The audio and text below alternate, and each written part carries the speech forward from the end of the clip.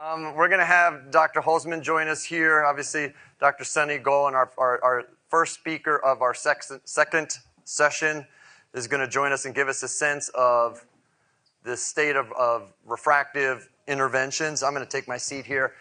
Dr. Goel as well. We'll have Dr. Holzman join us. But if there is a sentiment that should be pervasive at this meeting that is hopefully different from any other event that you've seen, where it's a classic, what I would call a chicken dinner event. You're coming, you're going to hear kind of what people are doing out in the community. It's more to indicate, as you can see, by all accounts, Dr. Goel is a refractive surgeon. Dr. Holzman, again, a refractive surgeon. Consider myself a refractive surgeon. We're going to be joined in a moment by another refractive colleague in the DMV.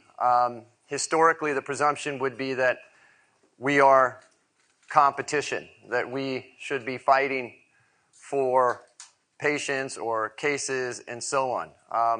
All of us, in part, have worked in corporate refractive centers, and that may be the sentiment that is kind of encouraged, as if one eye goes somewhere else, or one, and I say eye intentionally, a patient goes elsewhere, somehow we should rue the day.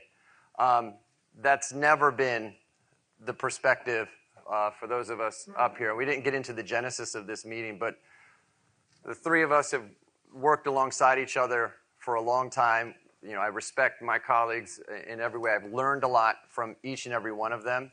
I don't know if I can say the same from their end to learn anything from me, but I'll let them kind of share that. But the presumption is that, again, we work well together, and I'm going to use, I call them a goalism. So, as you say, this is a Sonny Goel comment said to me 20 years ago.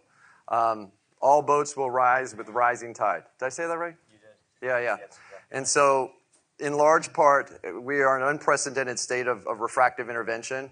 At least I think so, and I know as we started this process, my colleagues do as well, my friends do. And so, how about, instead of pontificating here about what is going on in the refractive sphere, I'm going to have a true expert tell us what is going on in the refractive sphere. And so we're going to be joined here by Chelsea Jones from Marketscope and give us a real sense from the understanding from the marketplace. Thank you. Chelsea, it's all yours. Okay, good morning. I'm Chelsea Jones from Marketscope. I have no disclosures. All right, yeah, come check it out. Thank you for having me.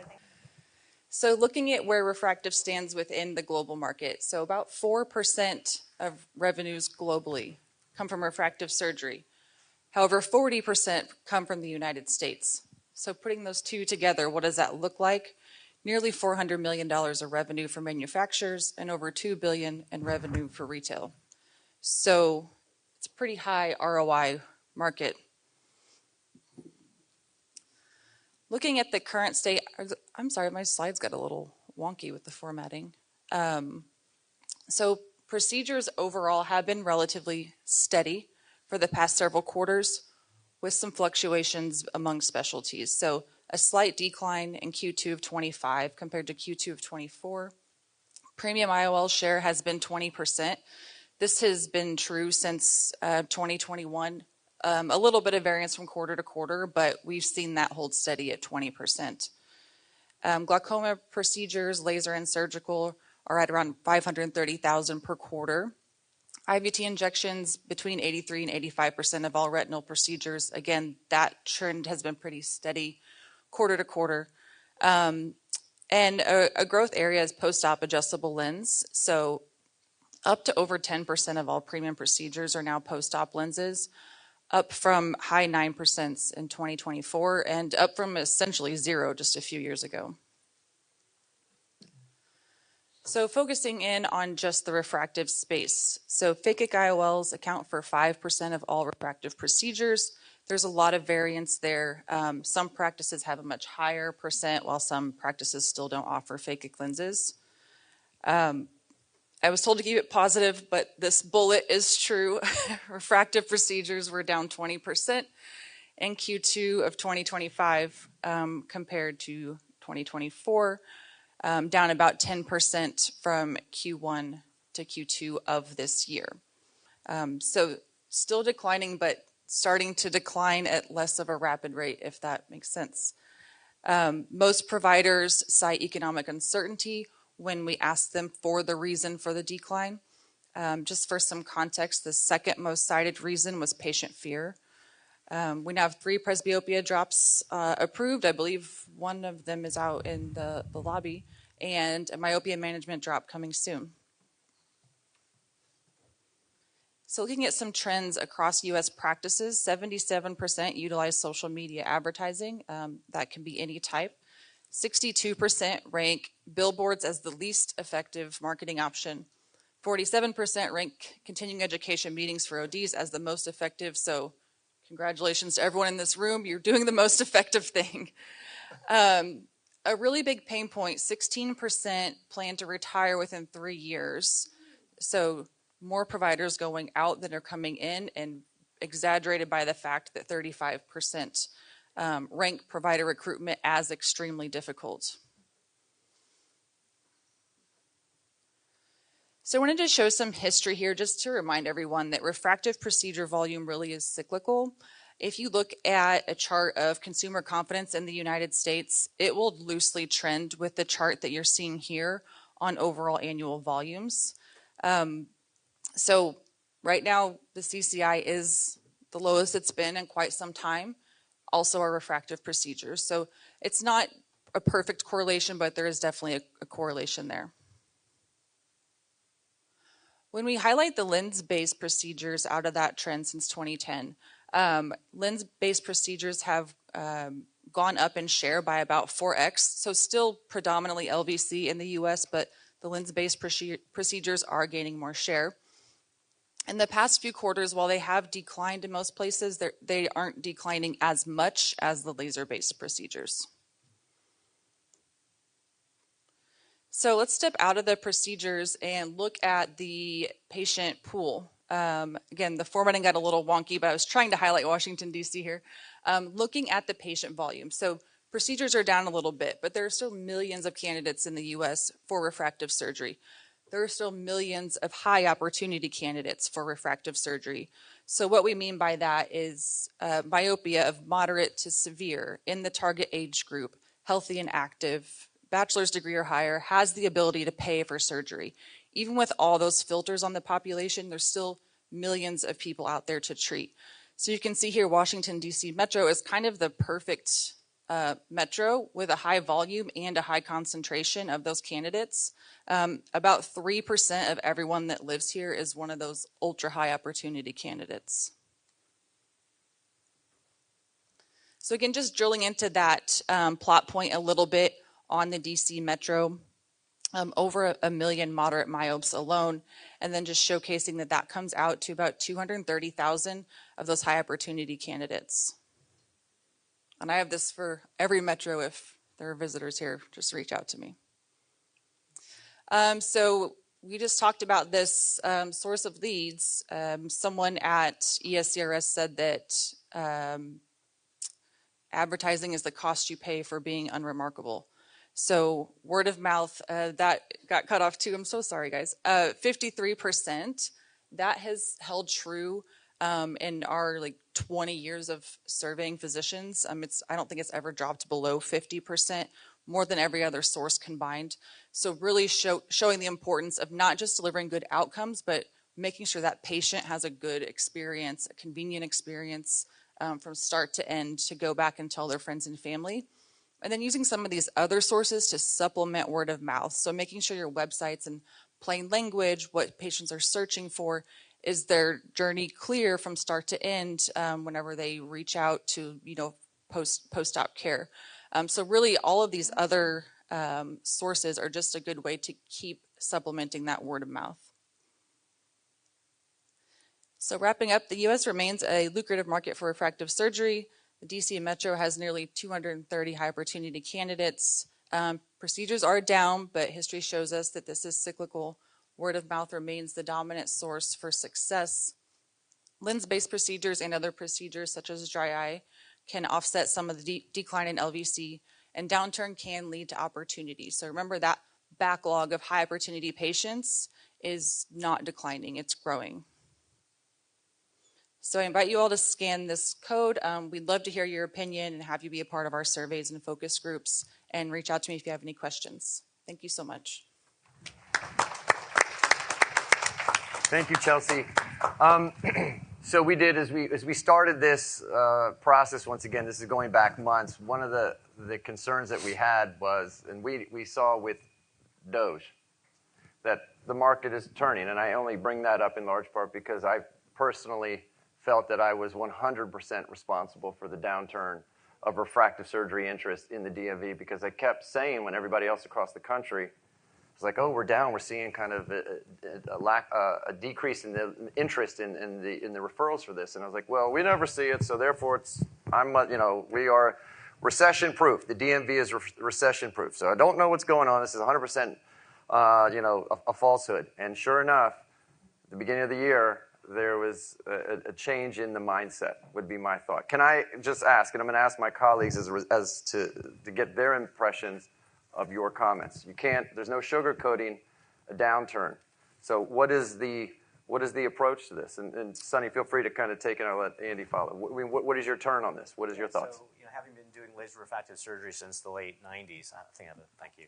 I've seen the downturn happen several times. The dot-com bust, 9/11, the 2008 recession, and it always comes back, right? And so I think what we need to do is just keep talking about it, keep talking to our patients about it. At the end of the day, when a patient walks in your door, they're raising their hand, they're saying, I have a problem. And it's our job to figure out what that problem is and what solution we can offer them to solve that problem. And I think many times we're not really talking about laser refractive surgery, or thinking about glasses or contacts, and just kind of ask them what their goals are with their vision, how their activity level, and how they want to be. Many times, if you think about patients in their 40s or 50s, in their head they think they're in their 20s and 30s. And they want to behave like that, and they want to see like that. And I think you need to be asking those questions. And so, again, forgive my deferential kind of approach to all. These are two of what I consider my good friends in refractors. They're two of the people I met early on in my career when I was doing, at the time, Vision Blue refractive surgery at a competitor now, but at a corporate center, because they were like, there's so much going on here, let's just give Solomon those cases, nobody wants to do them. Right? So that was my approach to it. And I can say that I learned more from watching people do things I don't like than I do from watching how good they are in other ways. But the nice part about it is I've had the pleasure and privilege of working alongside both of them in different capacities. Andy and I have worked together for a long time, watched what he does, and I would say, I consider him to be a great communicator. What is your approach to this? We just saw that social media and advertising doesn't seem to be doing a whole lot. But what we did see is the engagement in the community and colleagues. What is your approach to this? How are you going to go about that? Well, I 100% agree with what Sonny said. And, we've been in this for a long time. We've seen a lot of cyclical changes. And I've always been, like you, boasting to my friends around the country that I live in D.C. and my volume doesn't ever change. And, in fact, I'm up when they're down. And it's been like that forever until this year. And I do believe that this market has had a little mini recession from a refractive standpoint. If you talk to people who are in, the hair salon business, the people who are, they're not getting their extension jobs done. And, anything that's costing a lot of money, people are sort of hesitant in this region right now. I'll still say that we're not as down as much as some of the other folks around the country. So I still feel good about that. I think this will come back. We happen to have, it's a real dilemma for us because the product that we sell has never been better. Okay, we have an amazing product. The outcomes are outstanding. I can't even begin to tell you how good they are now and how safe and effective refractive surgery is. It's just so much better. I hate to say this in front of a group of optometrists, but it really is safer than wearing contact lenses. I know that's going to get a little groan from some of you, but the studies have been done. And it's just a fantastic product while the market is down for 20%. So why is that happening? Well, it's not just consumer confidence. It really isn't. I think our industry has been very slow to respond to negative TikTok advertising and negative TikTok viral type of videos that come out. There's always been a loud anti-LASIK lobby, but they've been marginalized until now. They have the social media component, which allows them to reach hundreds of thousands, if not millions of people with just a few simple posts. And that's much more interesting to read than, the plane landed. Okay, the plane landing is not a great video. Okay, the plane, having some trouble, that's going to get a lot of views. So we don't really know how to handle it. All we can do is keep talking about educating the public, educating optometry, educating our fellow MDs about how great our product is. And that's part of what we're doing today. And that's why I think this is such an important meeting. And we have a collaboration of practices here. And I think I think this is what we have to keep talking about, how great our product is, okay? It's not a problem if the patient is handled properly, they're good candidates, they're handled in the right way, and the patients are really, really happy. I can tell you from our experience, I'm sure Sonny and John will say the same thing, our patients are happy. So it is a bit of a dichotomy. And if I can piggyback on that, this is laser and lens patients, not just LASIK. This is ICL, refractive lens exchange, premium cataract surgery. And I think we have to do a better job also just kind of activating our patients. Like we know that if a patient's thinking about doing surgery, 25% of patients won't come in for their exam. Maybe 25% of patients won't have the surgery. So we have like a 50% conversion rate, if you will. So if we can get every happy patient to tell 4 patients, 2 will come in. And out of the 2 that come in, 1 will have surgery. And so that's how we can continue to build the word of mouth, to your point, which is really going to help to drive our practices. Thank you. Yeah.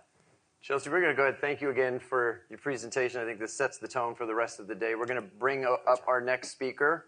Thank you. So for those of you out there, here we are talking about basically vision for a lifetime. As Sonny said, this is not just one procedure, LASIK, or fill in the blank. This is vision for a lifetime. And just as we get started about the refractive section, we are now going to back up a bit and talk about myopia management. And for that, we have Dr. Nina Doyle. Thank you. Nina, the floor is yours. All right. Hi. Good morning, everyone. My name is Nina Doyle. Totally different. I'm in private practice in Crofton, Maryland, and I'm an affiliate with Treehouse Eyes. Treehouse Eyes is the premier myopia management provider. They have 3 flagship offices, and we are fortunate in the DMV. We have one in Tyson's Corner, one in Bethesda, and then one out in Northern California. And then we have 70 affiliates or more across the country, private practices that then have a Treehouse Eyes room literally in the office.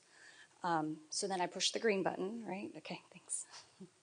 My financial disclosure is that I am the state ambassador for Maryland for VSP, but anything I talk about today has nothing to do with it. So why does myopia even matter? What is the big deal? And as optometrists, that is probably something we work with and deal with every single day. And that's because the population is expected to have 30 million myopes. And when I started doing this talk 6 years ago, there were about 10 million myopic children, and actually now it's more like 15 million in 2025. And, what is myopia? What is the big deal? We know it's a refractive problem, but really, it's when light focuses in front of the retina. So the real question that we need to ask ourselves is, do we think of myopia as a disease, or do we think of it as simply an inconvenience, a symptom where vision is blurry? And what I want to do is really think through, kind of have you rethink of myopia not just as an inconvenience refractively, but that it can be a disease, because what we know about myopia is that when it starts in childhood, it continues to progress. I don't know how many of you have a kid who starts, nearsighted, and every year they come in, they get a little more myopic and a little more myopic. And really, what's the big deal? Well, if you look at this chart, on the x-axis is the degree of myopia, but we have an increased risk of disease, such as retinal detachment, glaucoma, and myopic macular degeneration. So you can see there, even at -3, we have a significantly higher risk of disease than if you didn't have myopia. All right, so how do we know if a myopic eye is too big? Like that first picture I showed you where the eye is elongated. You really need to measure it. And how to measure that is we use an IOL master. They often use that for cataract surgery. And the reason is because diopters are not as precise of measuring the axial length as you might think. The eye is very small, it's intricate, and when you use an IOL master, we are measuring to the hundredths of millimeters of the eye. We take at least 5 measurements and do an average, and that helps for little squirmy kids who are 5 and 6 who can't sit still. But here's what we know. Like height and weight for children, we're going to grow. And so this is a study done by Tiedemann. I think it was in the, it was a while ago, in the 90s. And we looked at children on the x-axis, their age, and we looked at axial length. And then they turned around and looked at what is the percentage of the kids who then became myopic. And I know it's really hard to see, but in the middle there's a dark line, and that's like the median. And eyes are supposed to grow. We know that, right? Just like kids are supposed to get taller, kids are supposed to weigh more. But what is normal and what is abnormal? So at Treehouse Eyes, what we did was they took that data and made kind of like an average to help us take that data from axial length. And so we have expected axial lengths for emmetropes. And so you can see there at different ages, the different expected axial lengths and the expected progression. All right. But what about this big thing that happened to us in 2020? COVID, right? And since then, the rates of myopia have skyrocketed. We, in our office alone, just did like an informal study of kindergartners, first graders, second graders, and we found anywhere between a 2 to 5 time increase in the number of kids who are myopic. I mean, these kids now that are in kindergarten, I mean, they are digital natives. They're Gen Alphas. Their entire lives are online. And if you don't believe me, I mean, your patients are probably sitting in chairs bringing their kids in, and what are they on? They're on a phone. Does anyone even have magazines anymore in their office? No, because we're all on our device. All right. So we know that the prevalence of myopia is just getting worse than ever. So what's the problem? The problem with convex compensatory eyeglasses is that the center of the lens will correct the myopia, but what happens if you look at that arrow is we get this hyperopic peripheral defocus. So the peripheral light waves are actually focusing behind the retina, which is causing a type of peripheral defocus. So then what happens is then the eye will want to grow, and when the eye grows to match those peripheral areas, then the center becomes short-sighted or myopic, right? So stronger glasses tend to perpetuate that cycle. So what can we do? What works? Okay, so what works? So we basically have optical and pharmaceutical options, right? We have soft multifocal lenses. We can do ortho-K. We can do atropine drops. And you can see there in a 2-year study that was done. Oh, this is so weird. I must have pushed something. Anyways, 70 to 80% reduction in myopic progression if we do soft multifocal contacts or we do ortho-K, and up to an 85% reduction in myopia with drops. Now, the latest and greatest that came about is 10 days ago, Essilor got FDA approval for myopia lenses. I don't know what that's going to look like. I don't know how much it's going to cost. But I will tell you that they think it'll roll out in the beginning of November. And for those of you who do myopia management, it is definitely something you want to think about. How do you want to incorporate that into your practice if you're already doing that? How do myopia lenses work? Well, they take those peripheral rays that we were talking about, and they refocus them in the peripheral back. So they're these little lenslets, depending on the design, whether it's the Essilor Stellast lens, there's Hoya's got their own, Zeiss is coming out with their own. They're all some kind of version of Myosight. And the center 8 millimeters is going to be clear, and then peripherally they're going to have these little micro lenslet that are focused purposely. So you can see that picture there. So going back to why axial length matters. So a different study was done to look at axial length and as it relates to visual impairment. Now, I'm talking about the other end of the spectrum. I'm talking about seniors. I'm talking about people who are 60, 70. And what's interesting to note is that, That did not look right. At 26 millimeters, we're going to have anywhere between a 1 in 4 or a 9 in 10 chance of visual impairment. And so now we're talking about all the other things that happen as a senior. So just to go real quick, we know leading cause of blindness in seniors are macular degeneration, glaucoma. I listed the other two, but the point being is in green, those two sections, the macular degeneration, glaucoma, comes back and relates to high degrees of myopia. So just real quick, go through. I had an 11-year-old. This is a common patient you guys are going to get. She's in 6th grade. Here's her axial length. Both parents are myopic. She's on a device. And she's like, I want to do contacts. I dance. I can't see as much. And so here what we have at Treehouse Eyes is the ability to measure her axial length relative to other normals. And this is really powerful. If any of you have kids, you look at your height weight chart and all the time you're like, is my kid in the 50th, 20th, 90th, what percent? This really helps put it into perspective for patients. Where does my kid fall? We actually had been seeing this kid since she was in kindergarten, and you can see there her myopia just continues to creep up. It was 75, then it was a 1 1/4, minus 175. I mean, is that okay? I mean, where is she going to end up? And so at Treehouse Eyes, we also have a way to map out what we predict might be their prescription. It's not always accurate, right? There's always environmental factors, things we can't control, but on this map, where she was headed towards was a -7. And remember, she was about a -3, -2 here. So she's a dancer, I mentioned, right? So we did Ortho-K. Here's her topography. After Ortho-K treatment, you can see here post treatment.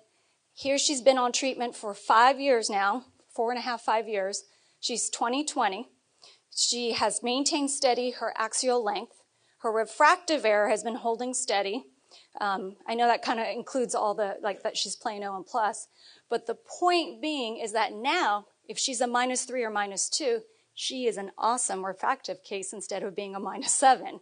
And so the point being is that we can impact that. And so when she now gets into her mid-20s, stops wearing her lenses, decides to be a professional dancer, she can get that, and her risk for disease is going to be so much lower. Instead of being a -7, she ends up at a -3. All right, so that's my information. Those are my 2 daughters. I have them on atropine drops as well.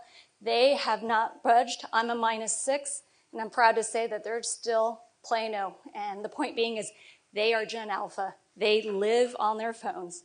Wow. Any questions? That's impressive. I have a question for you. What's the impact of having your children outdoors a lot? Oh, It's on. it's on. Okay. So studies have shown at least 1 hour of outdoor time is important. 2 is even better. It's important. They think it has to do with natural sunlight, that you're not looking at an up-close device. There's so many little things that could be even vitamin D related. But they've also done studies where wintertime versus summertime, just within the same cohort, how there's progression of myopia. So outdoor time is key. That is something I definitely ask, especially if you get parents whose kids are gamers. You're just like, you gotta find something, because for every hour they're outside, guess what? That's an hour they're not on a device. Secondly, once they hit middle school, there's no more recess. You can't count on school for that. So you really have to find a way to gauge them to go outside. Not all of them are sporty. So what does that mean? It means as a family, you're committed to going outside. And that's what I try to tell people. It's like, you're, as a parent, you are their role model. And if you're on your device, where are they getting it from? So yeah, outdoor time is huge. Thank you, Nina. We're going to roll right along. I thought that actually could be a mic drop moment. That basically set the tone for the whole meeting. We can probably just kind of shut this down, wrap it up, everybody. Lights out. We're going. And then the only other comment I'd make is don't let this pretty face fool you. I mean, that's the awesome question. I mean, I think that's the point. He's not just a good-looking guy that does a lot of refractive surgery. He is interested in reducing myopia in any way possible that's safe and effective for patients. And all kidding aside, I think the point, right? I mean, that feeds right into what it is we're trying to achieve. I mean, it's not simply a matter of taking a patient out of the potential pool. It's doing what's best for the patient where they are in their state of life to then prepare for whatever that might be moving forward. So thank you again, Nina. That's an outstanding presentation. And I'll give the stage to Dr. Holzman here. Okay. Okay, so I get to talk about candidacy for refractive surgery, something that I've been talking about for 30 years, but I'm supposed to do it in 8 minutes. So normally it takes me hours to do this, but I'm going to go as fast as I can, and we'll just cover some of the quick, important points, because things have changed. Our diagnostics have changed. Things have changed in the contact lens world. These are my financial disclosures. I'm doing studies for Elcon and not paid consultant, so this has nothing to do with it today. Contact lenses changed over the years. So I just want you to know, when we first started doing refractive surgery, we were told that we had to keep our contacts out, patients' contacts out for 2 weeks prior to consultation and prior to refractive surgery. And that was done because that's what the FDA trials did. Okay, so that's how it was labeled, and so us surgeons, we stood by that for many years until we realized that silicone hydrogels changed dramatically over the course of the last 30 years. And now more recent studies have been done, and there was a study done in Europe where they had, I think it was 19,000 eyes done, and they found that, lo and behold, you only need to keep the soft daily wear contacts out for 2 days. None of the key metrics for refractive surgery change with the 2-day removal period. And so that's what we've done. Okay, so we've changed from 2 weeks, then to 1 week, and now we're at 2 days. Torics and extended wear, different. So we keep them out longer for that. But I just want you to know, I mean, that's something that's really important. We're trying to break down barriers for refractive surgery. To tell somebody they're going to be out of contacts they've got to be out of contacts for 2 weeks. It's kind of a non-starter. So I was glad to see that there was some real data that supported this change and makes it a lot easier for our patients. Oh, these are supposed to be hidden. Okay. And, oh, by the way, I wanted to say thank you to Ann and thank you to Rebecca for doing an amazing job with this. I really, really want to say that. And it's just perfect, just a perfect morning. Well, yeah, minus the hidden slides. And Jen Weigel, I want to give a shout out to her. She has been incredibly helpful in everything in the background here today. So anyway, in candidacy, of course, a thorough eye exam has to be performed, and we've heard about ocular surface. So in these diagnostics and these cool lasers that I'm going to talk about in a few minutes, it doesn't work if your ocular surface stinks. So we rely, and I do a lot of referrals. I do a lot of co-management, and we like to work with the co-manager preoperatively. So, you know, when you see the patient and you're thinking about referring for refractive surgery, you know, please look at the lids and please start the patient on the proper medications before sending the patient for a referral. You look really smarter that way. The patient's ready to go, and there's no weird conversation where we say to the patient, your eyes are really dry, and the patient says, well, I've never been told that. So we try to handle those very subtly, by the way, those conversations. So just to reinforce, ocular surface is the key to a really good refractive procedure. So Pentacam, we've heard that word for a few years. So how many in the room own a Pentacam? Just us, yeah. So you may have heard about it, but you don't use it. And what a Pentacam does is it gives us topography and it gives us tomography, okay, as well as information about the anterior chamber depth, corneal thickness, pachymetry mapping, and it gives us all of that in comparison to a normative database, which is really important. So we can look at these Pentacams and then compare it to what's normal. And there's a lot of indices that we look at to make sure that it's normal. It's called a Pentacam because it takes 5 images at 5 different meridians on a rotating shine fluid camera. So it's penta for 5. And this is a normal looking Pentacam, and on the left you'll see the elevation maps are on the top. So there's a front surface elevation and a back surface elevation. This was the first time we were able to image the back surface of the cornea. And then at the bottom you'll see on the left there's a curvature map, and on the right is a pachymetry map. So we can look at what the corneal thickness is at multiple points around the cornea. And on the right side of the slide is the comparison to the normative database. And when you see all the white down below and there's no yellow or red marks, that's a good looking pentacam. As opposed to this one, which is a patient who has an obvious cone, and you can see the elevation map. And always in the back surface, you'll see it worse. So you'll see the back surface worse than the front surface because keratoconus starts on the back surface. And then on the curvature map, bottom left, you're going to see the cone, the steep area. And on the PAC map, you're going to see a thinner spot. And then on the right, you're going to see all that red, and that means caution. Okay, that means caution. That means send it over to John maybe for some lens procedures. So that's Pentacam. Now there's another device that we use, and it's called the Vario. And the Vario is a very high-end Placido disc device that measures 22,000 elevation points. And what's really cool about the Vario, it allows us to drive a laser with topography-guided information. Okay, so for years, I was doing, we were doing regular old LASIK. It was the best thing ever. And then it came out in custom, and then custom was the best thing ever. And now we went to topography guided, and topography guided was the best thing ever. I got a new thing too, which is now the best thing ever. We'll talk about that in a moment. But topography guided still has its place, especially on corneas that are irregular. So when we see an irregular cornea, we want to be able to, smooth out the hills and the valleys so that the patient has better visual outcome. And like I said, it measures 22,000 points.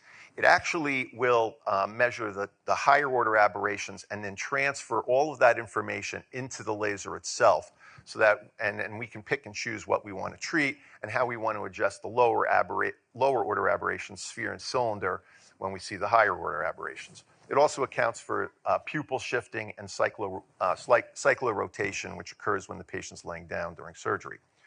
Just like everything else, it's tear film dependent, so garbage in, garbage out with refractive surgery. If you go to a center and they barely do an eye exam, you can expect less than perfect results. If they're careful and thorough and they're looking at the things like the tear film and improving things like your ocular surface, then you can expect better results. Vario it shows that perfectly. This is beautiful Myers, healthy eye, and here's a dry eye with irregular Myers, and it's going to give us a lousy outcome, really, if we use that. So we're really cautious about the way we take our scans. This is a Vario picture, what it looks like, so it's very detailed. I don't want to go into all the indices here, but it can really tell you a lot about the higher order aberrations as well as the curvature. So what we also do with the Vario is we zero out all of this lower aberrations. So sphere and cyl gets zeroed out, and we can look only at the higher order aberrations on the cornea. The cornea accounts for, I think it's like 80 or 90% of the total aberrations in the eye. So the looking at the corneal aberrations is key. So if you look at these maps, these are normal maps, but you can see that there's areas of elevation sort of peripherally. And to me, when I'm looking at this and I was going to do a topo-guided ablation on this patient, this looks almost like a hyperopic ablation. So if I'm going to, because a hyperopic ablation is treating in the periphery. So if we're going to treat this patient, we're going to have to adjust the sphere a little bit more myopic to get a better refractive result if we're going to treat these higher order aberrations. And that's the kind of thing that topography-guided laser allows us to do. It also allows us to find keratoconus, and it's one of the other things that we can find, or even form fruste keratoconus. And this is what a ZOTAP, we call them ZOTAPs, looks like on a patient who has keratoconus. And you'll see inferiorly there's a very large area of coma, basically, and it's where the cone is. And then superiorly, you're going to see a very deep crescent. And in between there is a very shallow area, which is the flatter zone. There's always a flatter zone next to a hill. So that's what we look at, and we look at this on every single patient to make sure that we're operating on the right people. We also have an OCT that does anterior segment mapping for epithelial thickness. And this has been something that's been really important lately. There are surgeons that believe that the epithelium is the first thing that will change in a cone patient. I sort of on the fence with that. I mean, I always like to look at the posterior elevation as well because, how how did it get steep if there wasn't posterior movement? But it's a very sensitive tool. And if there's a hill on the cornea, the epithelium over that hill will thin. Okay, so the epithelium is amazing. It will smooth out contour on the cornea. So if there's a depression in the cornea, like you've seen your ulcer patients, you're going to see a plug of epithelium that's filling in there. So it fills in the valleys and it thins over the hills. So that's a beautiful thing for diagnostics. So if you have a steep area on a topography that looks funny and you're like, whoa, this is suspicious, it's steep. And then you look at the epithelial thickness map and it's thick over that area, we know that's not an ectatic process. Most likely it's due to contact lens related warpage or dry eye or basement membrane disease. Okay, those are the most common offenders there. So this really helps us, and especially kind of ruling in patients that we used to rule out for LASIK. And here's just kind of all of those diagnostics put together, and you can see on the top left, that's Pentacam with a cone, and on the bottom left, that's a Vario with a little bit more information on a cone. On the top right is epithelial thickness mapping, and you can see a thinner area where the cone is, and that's the blue. Okay, that's the thin area. Shouldn't be there. And then the ZOTAP looks like there's a ton of coma, and that's a keratoconus patient. This I'm going to skip because I'll get to that if I have time. Oops, that's not what I want to skip. So the new latest, greatest thing in refractive surgery, in my world at least, is something called SiteMap. We're proud to have it. We're one of only 30 centers in the nation that has it at this moment. We're the only one in the DMV that has it. And we've had it for about a month. I've been tinkering with it. It's pretty amazing. It takes all the devices that I just talked about and puts it all into one device. And it processes all that information in a matter of minutes.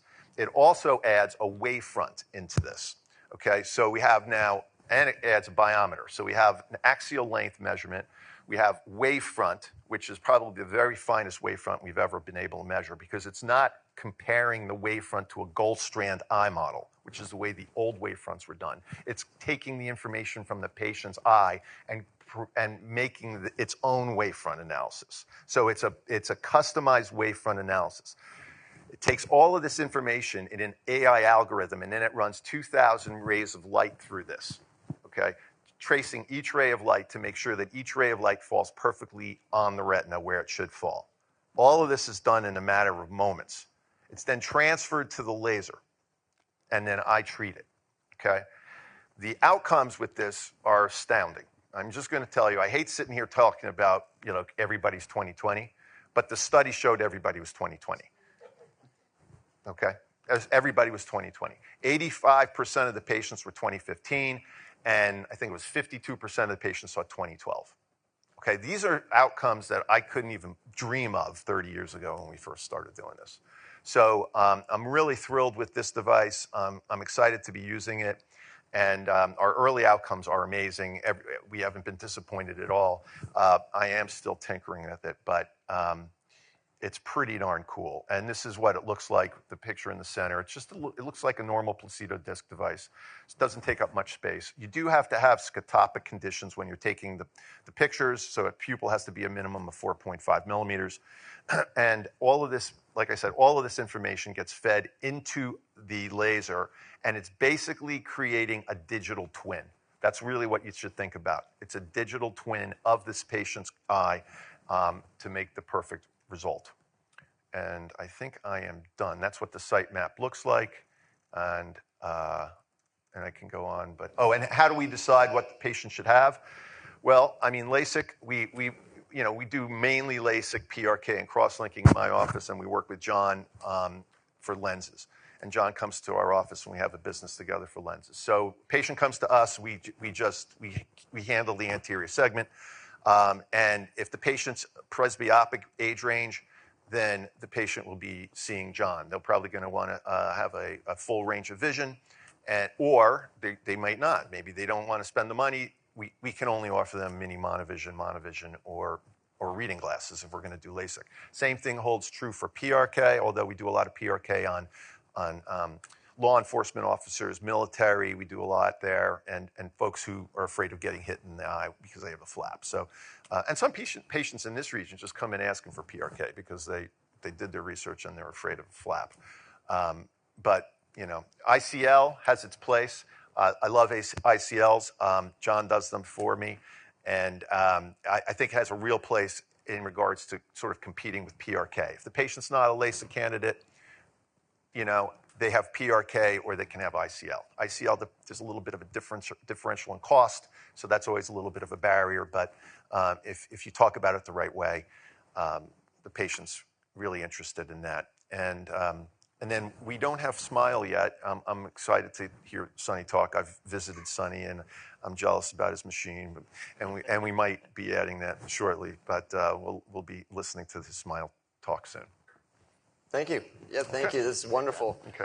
And I'm going to bring up our next speaker, Dr. Jen Weigel, clinical director at HLV. And as she's on her way up, I'm just going to ask both of you a question. You know, so when in doubt, the laser is out. I just coined that, by the way. Anybody kind of want to hold on to that? I thought that was pretty clever. Maybe not, but is there... What does that even mean? I don't know. Let's just kind of sit back with that. So if you have questions that relate to it, and honestly, I would also ask this of Dr. Weigel. You're looking at all of this here, and Andy said it, garbage in, garbage out. You know, any one of those could be a hard stop. But you have options now. It's not simply create a LASIK flap or PRK. You said ICL, and there are other ways to do it, myopia management. I mean, I can't assume there's not any one test that you're going to do, but you certainly have a lot of it in one machine now. Right. So, you know, what would you say if you were to take away message, what would you ask, you know, those who may be referring patients in, what would be the one thing you'd want them to do if there is one thing? So what I would say, back in the late 90s when we were doing LASIK only and PRK, right, we would have what we called an 80% candidacy rate. So we would turn away 20% as not being ideal candidates for a laser vision correction. That's all we had. Now, because of the lenses that we can offer patients, our non-candidacy rate is like 2%. We have something we can offer patients, whether they're a candidate for a laser or not, or a lens or not. And so I think we have a lot more tools in our toolbox to get patients happy. And I think that's the take-home message, is that when patients want to get out of their glasses and their contacts and want to be more free from being linked to those things, we have a solution. Yeah. I think that really is the component for all of it, is that you just have to kind of step back in order to kind of move forward. I completely agree. Our next speaker, again, Dr. Jen Weigel, clinical director at HLV and also HSVP. And she's going to talk a little bit more about the Excimer laser in its current state. Thank you so much. Cool, thank you. My mic works, that's awesome. So just recently, Ann Martin, who is a staff doctor in our office, we were talking about bad recurring nightmares that we have, right? So I have two new ones to add. One is having both of my surgeons watching me, which is a little bit daunting, and then also having Dr. Holzman kind of steal my thunder a little bit, but hopefully I add a little bit of fun to this. So just going back just a tiny bit, Excimer is a combination of two words, so exciting dimers, and they were first approved in the US in 1995. And of course, that's the laser that they'll use to resurface the cornea for LASIK and PRK. Just a reminder that the Excimer laser is a cool laser. It's a non-thermal laser, and it breaks bonds by photodecomposition. Very specifically different from a thermal laser that'll burn, and then also with AK and RK, those incisions that they made with their scalpels. Right. We also have to take into account thermal relaxation time. So of the stroma, if you're sitting there for longer than 3 seconds, you're going to cause a burn. So that's why technology later will take that into account a lot more effectively. Right. This is kind of a cool chart that I found that said that the 6th generation lens was like 2000, or laser is 2015. So like, I have no idea what we're on now. Yeah, we're probably like 50th generation right now, right? So it all starts with a conventional lens. This is what we're used to with the Vizix lens. When it first started, it was a broad beam laser, so a very, very large diameter beam that would come down. Then they started to make it a little bit more sophisticated with diaphragms to make it different sizes so that they could be doing some different things with that. Then came Wavefront guided. So with the wave scan, you could measure the entire wavefront of the eye and then try to compensate for that on the cornea, which was great until the patient then had cataract surgery. So you've compensated for aberrations with the lens. Now you've taken it out, and then you then have to kind of compensate for it again, right? Then we advanced even more to Wavefront Optimized, which is going to have like a flying spot laser. So it's a smaller laser beam that can go across the cornea in different areas to take into account that thermal relaxation time a little bit better.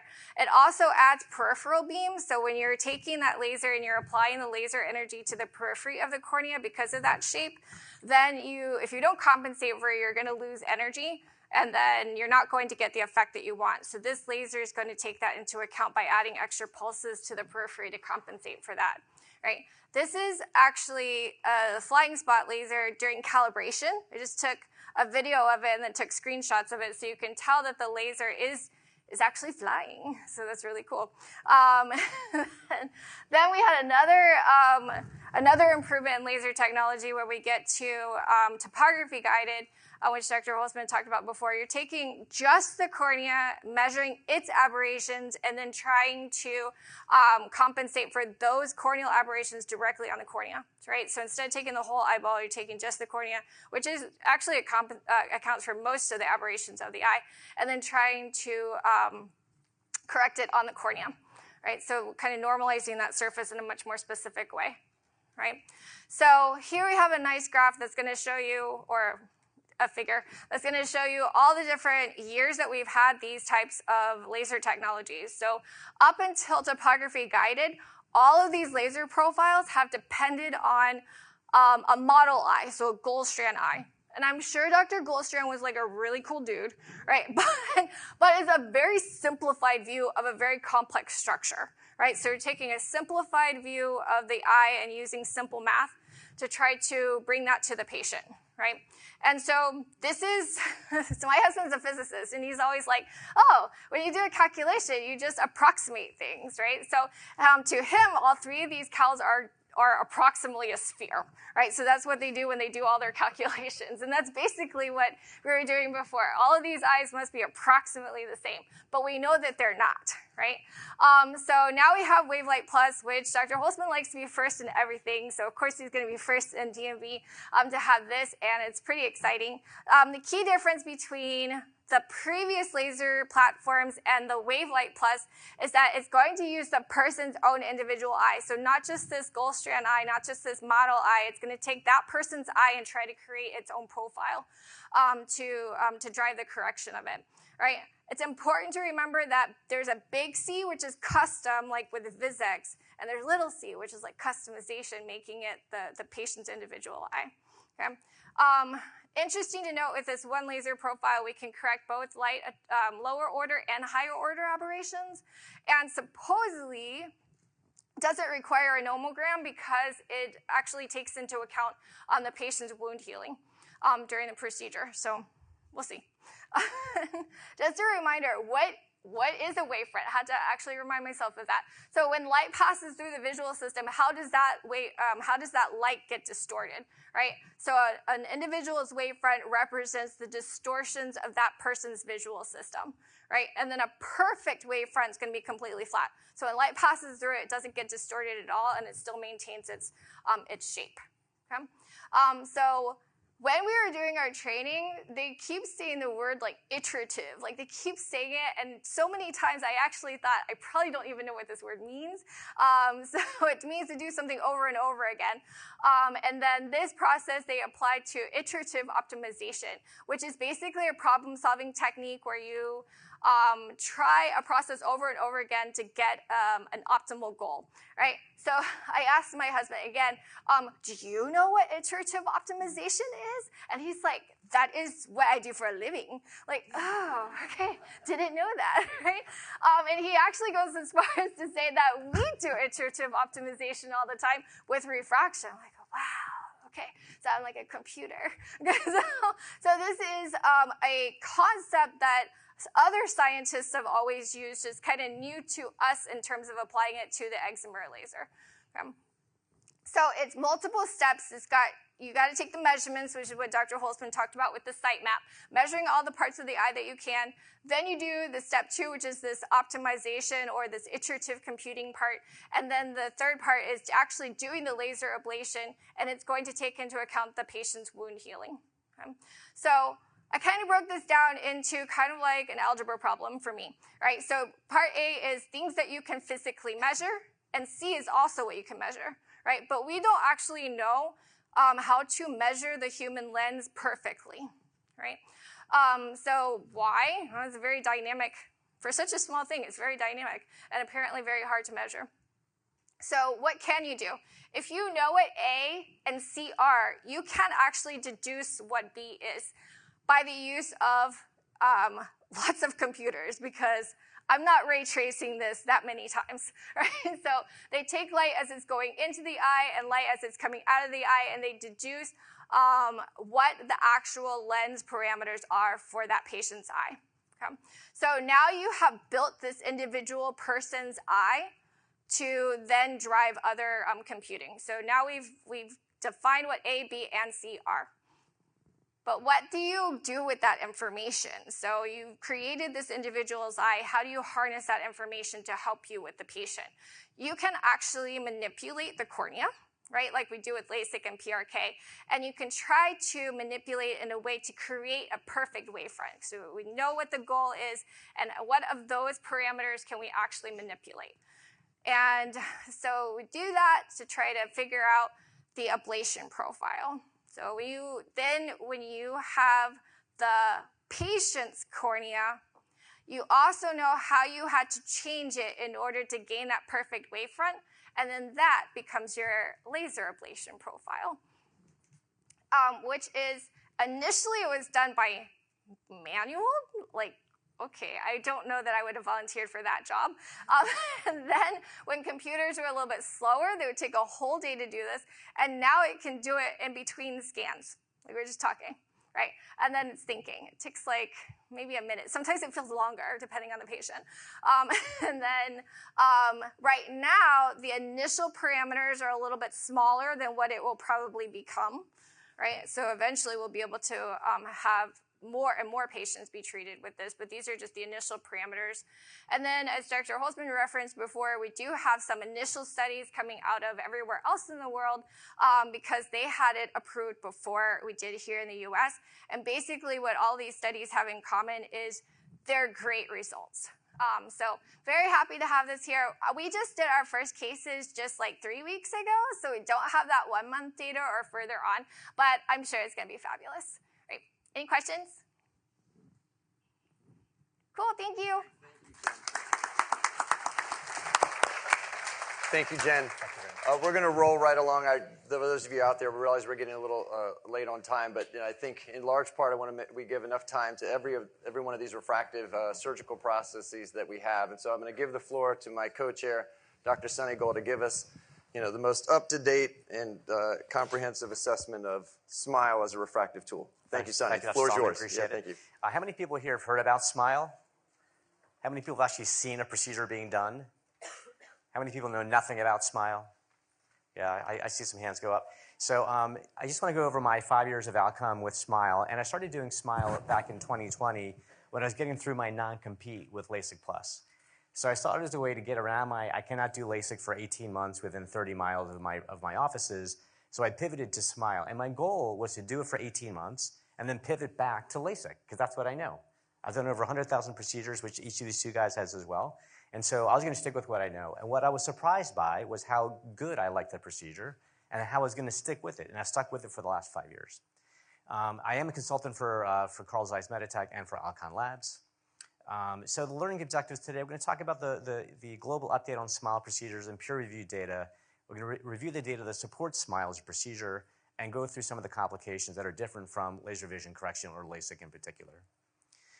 So with SMILE, what is SMILE? SMILE, we use a femtosecond laser, and with a newer laser, which is the VisuMax 800, I can create an ablation in 10 seconds. The VisuMax 500 is about 25 seconds. So it makes the first pass deep in the cornea, and then a more superficial pass above it, and that'll create this lenticule within the cornea itself. It'll then create a very small side incision, which is about 4 millimeters in length. And then through that small incision, I'm going to remove that little lenticule very carefully and very gently from within the cornea, and that's going to cause the cornea to flatten. So you'll see that there's no flap. It's not PRK. The cornea is more stable. This is being done in the military, and the initial studies in the U.S. were by the U.S. military, actually. We have Bruce Rivers here in the audience, who is one of the investigators. Thanks for being here, Bruce. If we look at smile growth by the years, you'll see that there's this inflection point in 2020, which is during the pandemic. And so you see the slow rise of about 32%, and then a steeper rise growing by 29% over the last 15 years, essentially. In the US, it's been FDA approved since 2017, but it's been used overseas. And it actually first started being used primarily in China. And in the Asian Pacific, more than 50% of all procedures being done are smile-based procedures and not flap-based procedures. You can see the two graphs there. You see the steep rise for smile procedures. Now, let's talk about some of the data which supports the advantages of smile over LASIK. Now, we are here. We all perform all these procedures. I'm not bad-mouthing LASIK or PRK or ICL or RLE. These are all tools in our toolbox for us to help treat our patients and get them to see better. So when you look at advantages of smile and LASIK and PRK, they have comparable outcomes. I'm not going to tell somebody that smile is going to give you a better outcome than LASIK or PRK. That's simply not true. All the results are going to be equivalent. It is faster return to normal activities, so patients can be back to their activities the very next day. Hit the beach, hit the pool, hit the gym, wear eye makeup the very next day, have surgery on a Friday and go to a wedding on a Saturday and not worry about anything moving. That's how remarkable this procedure is. There's no flap, so there's no worries about flap complications. You have better protection of corneal nerves, which means less dry eye issues. And they also have less burning. I don't know, Andy, how about your patients are, but my LASIK patients on the day of surgery have a little more burning on the day of surgery than my smile patients do. They're just more comfortable. And we do maintain better or good corneal biomechanical properties. Again, comparable outcomes between LASIK and PRK. I'm not going to belabor the point, but this was done in the military populations. And the nice thing about being in the military, you are ordered to go for your follow-ups, and you go when you show up, and they can track these outcomes very nicely. Right, Bruce? Yeah. We did a survey of patients at the 24-hour mark after their smile procedure, and we asked them to grade their experience on a scale from 1 to 5. And what we found is that they had a very high satisfaction rate and willingness to refer after their smile procedure, and 94% of patients felt like they were back to their activities or could go back to their activities the very next day. This is hitting home the point about no flap or flap complications because it's a smile-based procedure. It's just a cap. There's better protection of corneal nerves. You're not cutting the nerves when you make a flap. You're cutting all those peripheral nerves that are coming into the central cornea. We have a very small incision up high under the eyelid, so it's protected by the upper eyelid. So if you see a patient and they didn't tell you that they had smile, you may completely miss the incision because you're looking at the rest of the cornea. It's going to look completely clear to you. Less effect on dry eye because you're not cutting the corneal nerves. And it maintains good biomechanical properties. And I'm not going to belabor the point because I know we're short on time. Andy went over by like 10 minutes. So I'm going to keep us moving.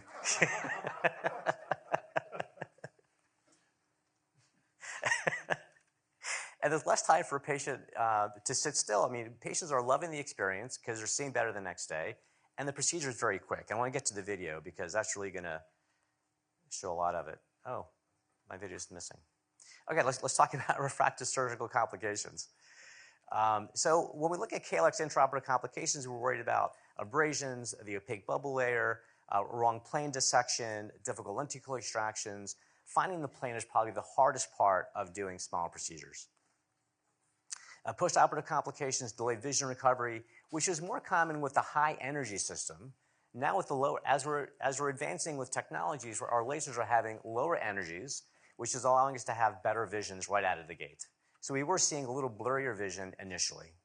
And there's a very low risk of ectasia, which is true for any procedure. A lot of it is patient selection, right? So a lot of the things that we do, as Andy mentioned, with the pentacam testing and the OCT testing of the epithelium, we want to make sure that everybody's a good candidate before we do the procedure. Just trying to get to the video. If we have it here, it may not be in this slide. Oh, I'm so sorry. Yeah. Do you have a video for an actual surgical procedure. case? So go find that. Yeah, I think it'd be helpful. I don't know if we can find that in one of the. I'll come back to it if we can move on to STAAR. Yeah. So we can kind of Okay. So Vegas, you're going to help us pull up that video, right? Very good. And so I'm going to roll through my presentation. I want to make sure we give again all of these refractive procedures that are typically targeting to the individual where accommodation, presbyopia, is trying to be avoided. An artificial presbyopia generating procedure is trying to be avoided. And what I mean by that is anywhere we can keep the natural lens in play, I think we're all in agreement that that is something that no matter what we have on the table currently, there's just no replicating that in the current state.